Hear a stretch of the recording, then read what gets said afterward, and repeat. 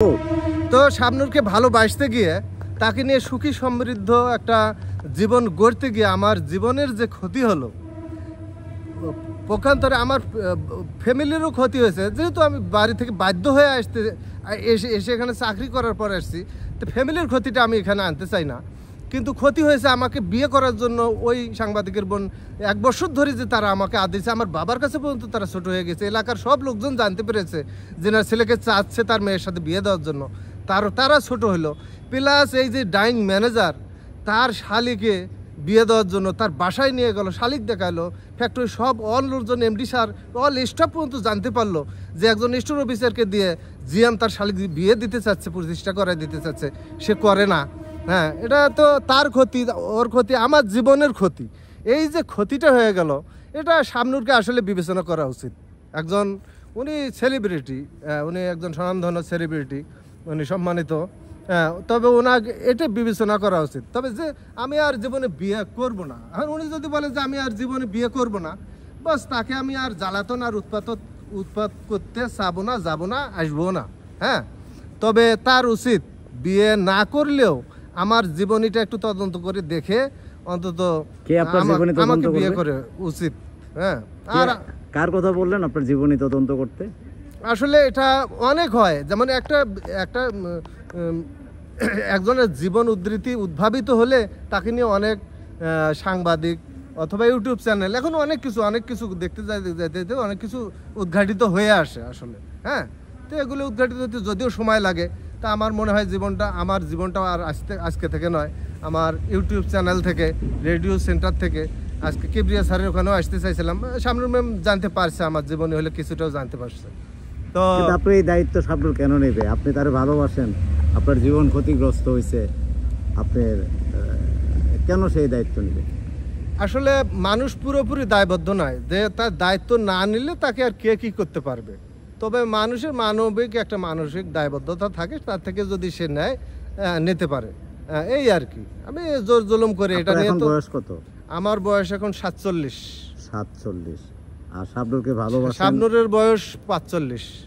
শাবনূরকে ভালোবাসেন প্রায় 26 বছর ধরে? না, আমি শাবনূরকে ভালোবাসি 22 বছর ধরে।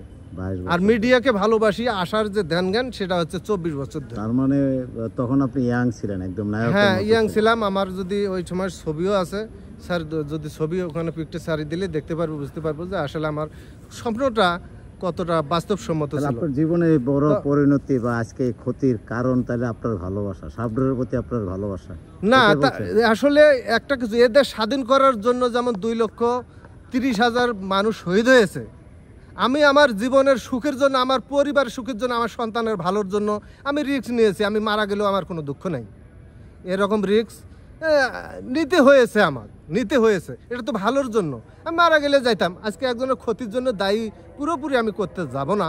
হ্যাঁ, তবে তার মানবিক দৃষ্টিতে আসুক বিষয়টা, এটাই আমি কামনা করি। আপনি তার উদ্দেশ্যে বলেন, নাম ধরে বলেন। শাবনূর ম্যাম, ওনার একটা বাচ্চা আছে, 10 বছরের একটা ছেলে আছে, ওনার সপরিবারে থাকে অস্ট্রেলিয়া। উনি কারো বিয়ে করে তো কারোর সাথে ঘর করা ওনার সম্ভব না। ওনার অনুভূতিগুলো অনেক নায়কের সাথে অভিনয় করে ওনার অনুভূতিগুলো ছড়িয়ে ছিটিয়ে আছে।